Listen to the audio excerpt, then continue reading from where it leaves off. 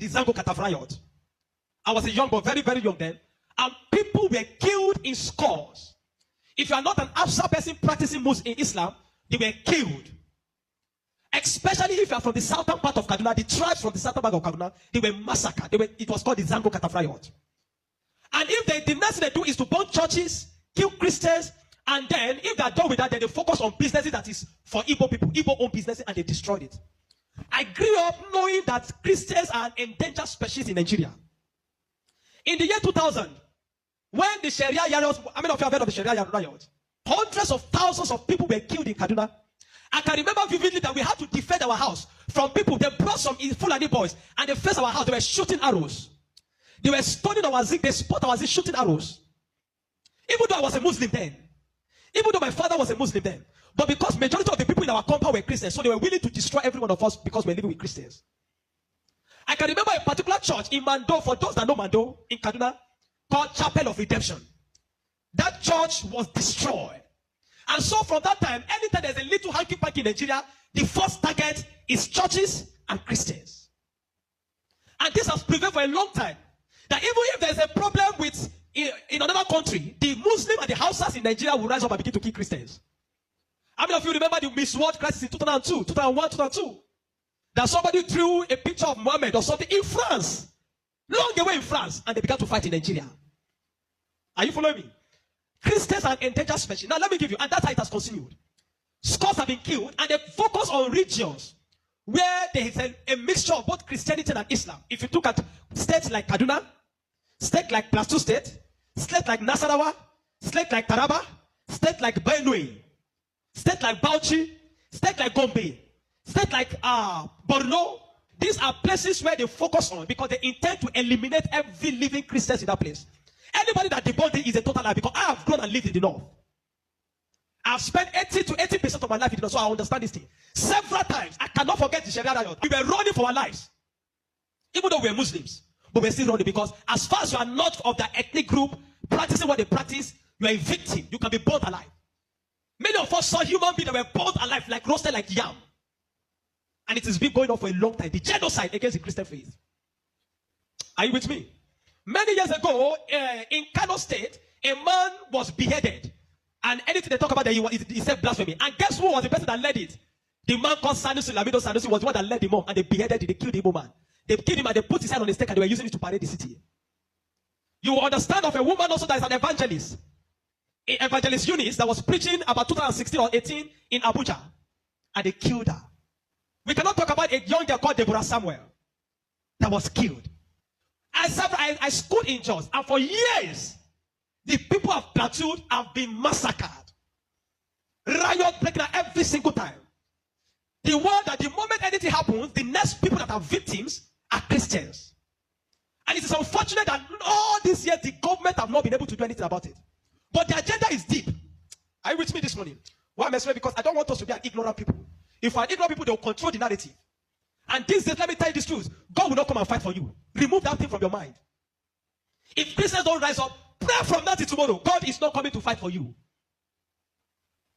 Are you with me? Now, in the year 2009, Boko Haram started. Boko Haram started because of a section. It was a political movement. They created Boko Haram as a political talks to bring confusion into the government of Goodluck Jonathan. And to be able to, destroy any opposition, starting from Borno State, under the watch of a man called Kashim Shettima, which is now the vice president of Nigeria. Kashim Shettima and the other man, Ali Mohammed Sharif. These were the people that started the business of Boko Haram as a political talks to be able to oppose their opponents. But after a time, the ideology grew and they began to destroy. Now, it became a problem and they began to use it to destroy, bombing here and there.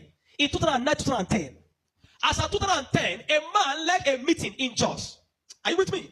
He led a meeting that they were going to annihilate Christians within the locality of Plateau, Borno, Plateau, Bauchi, Kaduna, and Nasarawa. And he said they are going to perform jihad. They will bring jihad and they will go to kill that. If the Islamic leaders are not willing to lead them, he is ready to lead the movement. I have the minute of that meeting in my phone presently. Guess who is that person? Issa Pantami, that was the former minister of communication under Buhari's regime. And several times, these are people that have that are terrorist sympathizers. And that is why the Nigerian army have not been able to win the war against the terrorism. Because people have, the terrorists have infiltrated the Nigerian ranks, the army ranks, so they cannot win the war. That said, Osama bin Laden was a better Muslim than he is. He was sad when Osama bin Laden was killed. And he has said it several times that Boko Haram should not be killed. He said they are their Muslim brothers. How do you win a war against terrorism? Where there are people high in government that are sympathizers to terrorism. How do you win that war?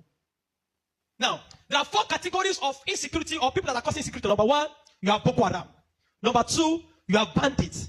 Number 3, you have Fulani herdsmen. Now I'm going to show you how they are connected. Many people don't know. The Boko Haram and the Fulani herdsmen have one mission. The mission is simple: Islamize Nigeria. Come to a territory that are Christian dominated, kill everybody there, occupy their land. Go to Benue, look for a community, kill them there, occupy their land. That's always me. Boko Haram and the Fulani herdsmen. Have you noticed that Fulani herdsmen they don't kidnap, they kill? There's hardly a place you hear that Fulani herdsmen capture, that they say these are Fulani herdsmen. No, when they go, they kill. How do they kill? They kill with guns. You must now ask yourself, how does a Fulani man get AK-47? Do you know the cost of one AK-47? One AK-47 is over $1,000 something. Where will a Fulani man be able to obtain to be able to get one AK-47? Are you with me? And now, so you will know that there are people that are sponsoring this movement. Then the Boko Haram and the Fulani, they go about Christian-dominated areas. You will understand that when this terrorism started in Nigeria, that only people that were killed were Christian churches. You will not hear that they kill anyone. It is Christians and churches. I remember in Kaduna then that churches began to look for security men to guide their churches in every service day. Otherwise, you can be in church and then the next is boom, everybody dies. And churches that don't have money to hire soldiers began to use some of their members. I was a member of the security team in my church in Deeper Life in Kaduna in 2010. Because we don't stay in the church. Once I come to the church in the morning, we stay outside, moving around patrolling, because anybody can come and drop anything. So when Boko Haram started, the majority of Muslims, the Hausa, Northern Muslims, they were happy. I know of people that were celebrating it. If you see them crying today, I'll tell you why. At the initial beginning of this thing, they were happy celebrating the killings of Christians. They said they are purging Nigeria of RNA. It was majorly on Christians and Christian-dominated areas. But when it comes to 2014, the man Buhari and APC that wanted to overthrow the government of Jonathan, by all means, decided to employ mercenaries from Niger, from Chad, from all those Fulani, from other African nations where they're Fulani, and they brought them into Nigeria. What was the goal? The goal was that if Jonathan does not concede defeat in the election, they were going to rain hell on Nigeria. So they brought in these mercenaries, and they equipped them with rifles, the El-Rufais, the Buharis. Are you with me? The El-Rufais, the Buharis. Every one of these people called APC, they brought in mercenaries and armed them in the bushes and told them to wait. The moment Jonathan did not concede defeat in the election, they were going to start. But unfortunately for them, Goodluck knew of the assignment. He got intel about it, and because the man said his ambition does not worth the blood of millions. So the man conceded defeat and left. And so they declared APC winner. Now, you have already brought people from different parts to come and fight. But what they wanted to come and fight for did not achieve anymore. So now they left those people in the bush. They left them with guns and ammunition in the bush. And when Buhari became the president, he abandoned them. Instead of them to settle them and let them go back, they abandoned them. And the people saw Nigeria as a place that is good. And the people decided to remain in Nigeria. Those are the people that started bandits. Before, we don't have anything like bandits. Banditry started under the watch of APC, under Buhari, because they were the ones that brought them in. Kidnapping, because they needed to survive. So they started by kidnapping. And they started by kidnapping. And they started by kidnapping. And they started by kidnapping. Over time, now, you understand that there are certain parts of this nation where there are mineral resources. Don't be an ignorant Christian. Follow me. Don't be an ignorant Christian. Don't be in a nation where you don't have understanding of what is happening. Now, there are some parts of Nigeria where there are good resources. And this is have been illegally mined by elites, the military generals, the oligarchs, the people that are the leadership of the North. They were mining these resources, and the money does not go into the federal government account. So what they do is that they employ the services of this banditry to create two things. Number one, to create diversion. So when you go to Zamfara, that's why you hear that they say that it's killing in Zamfara now. It's because of the Ilema gold mine. There is gold in Zamfara that they're mining. And so these bandits that are already in the bush, some people collaborate with them, partnered with them, and told them to keep creating confusion, create chaos. When you keep creating chaos, the Nigerian state and the people of Nigeria will not be able to focus on the illegal mining. They'll be concerned about the insecurity. So the insecurity is created as a means of diversion in the north. Are you following me? It is created as a means of diverting the attention of the military and the Nigerian populace from being able to focus on the illegal mining of resources. And any part of the north where there is resource, you find out that insecurity there. Recently, it has started in Kwara because there's a great amount of lithium in Kwara too that they have discovered and they're mining. So they partner with the Chinese because the people that does this illegal mining are the Chinese. They partner with the Chinese to be able to. So the bandits became the security men of Chinese and other people to protect them. So that while they are mining, they can begin to cause chaos. Because while the people are mining and they are causing chaos, kidnapping, nobody will be able to focus on what the Chinese are doing and those people illegal mining. Every single day to this moment, I'm telling you, they are mining in those places. And they will take it to an airfield in the bush and fly it out of Nigeria. They are making billions of dollars from it every day. While people are being killed. That is why you now hear that Muslims are saying that they are killing Muslims too. What you have, it is what Buhari created. The APC-led administration created. The banditry they created is what is affecting the North now. Because the people they brought to come and kill Nigeria in 2015 did not succeed because good luck relinquished power to them. And now the people have become thugs. They have become tools to be used in the hand of men that are using them to secure their illegal gold mines. And that's why you kill them. That's why you hear that they say they are killing Muslims. Now, the Christian persecution and genocide has been there. So you find out that the other part, the Muslim and the Fulani men keep going around killing in all those parts. And the Christians and the churches have been silent for too long. This evil has prevailed in Nigeria because the righteous men have been too quiet. If we're ever going to win against insecurity in Nigeria, Nigeria must put two things Nigeria must do. Number one, Sharia law must be completely abolished in Nigeria. Because Nigeria is not an Islamic state. Why will Nigerians, some part of Nigeria, be practicing Sharia?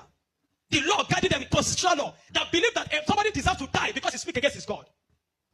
Can an Hausa man insult Jesus and I kill him for insulting Jesus? But somebody believes when you speak against Muhammad, you deserve to die. How do you live in a country with somebody that has that kind of mentality? The military have become complicit. They are compromised. Nigerian military cannot win this war. 20 years from today, I'm telling you, 20 years from today, this thing of insecurity will not end because there are people that are enjoying it, benefiting from it, and reaping from it. If Nigeria want to win this war, partner with America. Then they come and militate. I'm not sure I've seen that in Kano yesterday, some people were protesting that they don't want America to come. Because they believe what they have been told is that if America is coming to kill Muslims, and the man says he wants to come and kill terrorists, but they are protesting. Anybody that is negotiating, people like Ahmed Gumi, Sheikh Gumi should be locked away. A terrorist sympathizer is a terrorist.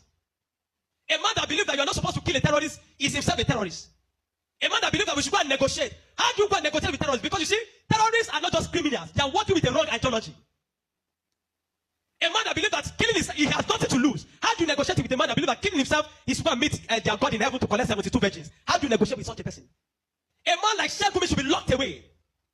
A man like Ali Muhammad Bushari should be arrested. You want to win against terrorism, you must go brutal. No nation win against terrorism by pampering them. The custom is taking rice, seizing rice from Nigeria and taking it to terrorists in the bush that they need to take care of them because they are human beings. No. The moment you have become a terrorist, that you see that taking the life of your fellow human being is nothing, is to please a God, then you don't deserve to live. Children of God, I'm not going to ask you to pray because this is not a period of prayer. This is a period of action. Reverend Dr. Ezekiel from Jos, the man have been speaking, have created attention. Not for once have they invited the man for interview because they don't want to give the man any airtime.